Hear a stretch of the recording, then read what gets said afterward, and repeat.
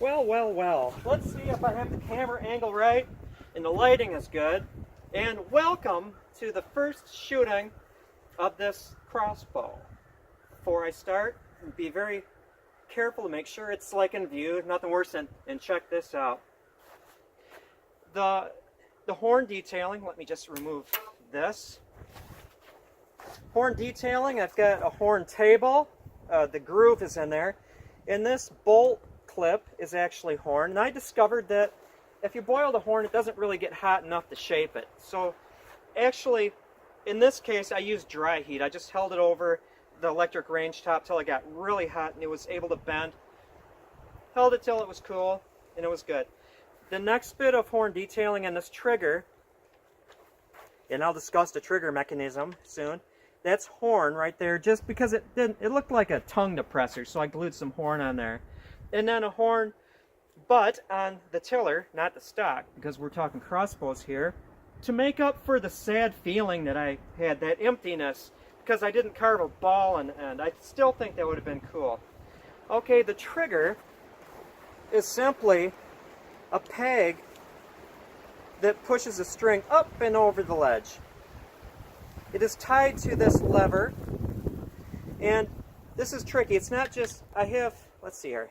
I have two pegs. There's a peg, they're glued into this thing, that tongue depressor. It's not really a tongue depressor. And there's one at the pivot, and then there's one just to keep the thing from going sideways. So that's a nice stiff system. You may notice that this is not Osage orange. The Osage orange bow that was sinew-backed with elk sinew. Oh, by the way, this is kind of a springy little just leather strap around here. It goes through the hole that I used to tie the prod onto the tiller, not the bow onto the stock, but the prod onto the tiller, and that's enough just for that.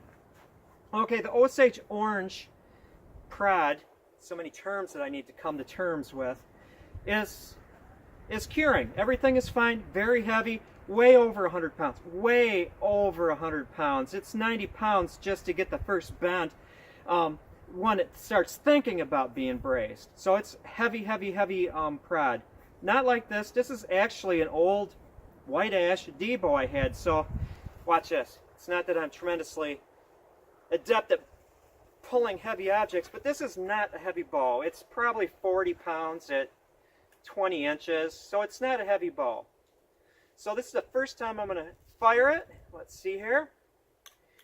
I'm not going to impress you with its speed or its power because, again, this is a 40-pound bow. This isn't the Osage orange bow that is made for this thing. That will be heavy. But this is just to see if it works. It works. Wow. That's pretty cool. I didn't know what was going to happen. This is fun. I like this.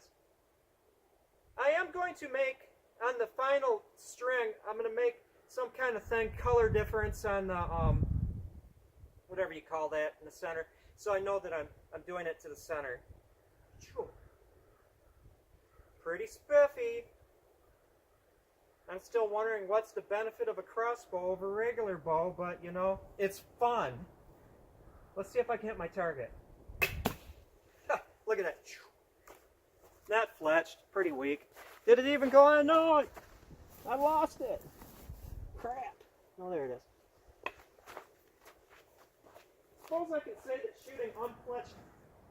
What the hell do you call these things? They're not arrows. Bolts. Bolts. Why couldn't the crossbow people and the bow people get together? They're arrows. These are arrows. But having a unfletched one will probably give me a clue in as far as how can I tune this thing. I'm going to shoot you. That's right, Josie Wales. There we go. Underwhelming power, but again, this is a really weak bow. Let me get a side shot. Yeah, the Osage orange one. No way would I be able to do that. It would drive right through my leg. It's a powerful little bow. Powerful. Which translates into raw bolt sending speeds. Watch it bounce off that tree. How do you shoot this thing? This is good because it means you don't have to walk to it. I know I'm filling your space with a bunch of like non-threatening crossbow action, but I'm enjoying myself. What's that you say? Well, the mechanism works. So far, what did I shoot it? 5, 6 times? And it hasn't like messed up yet. Whoa, it's deadly accurate at 6 feet.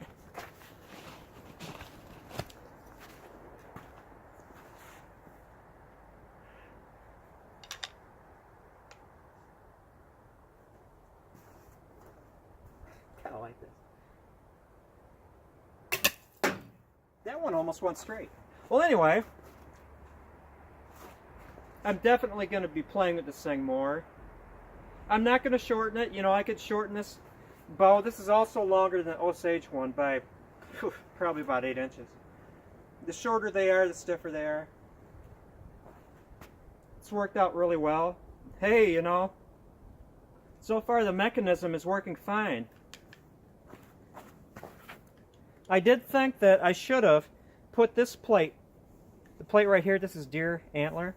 I should have put that on after I grooved this deer horn and had kept this a little higher, so the string would have gone up, up, up, and it would have popped over that ledge when it was halfway up the bolt.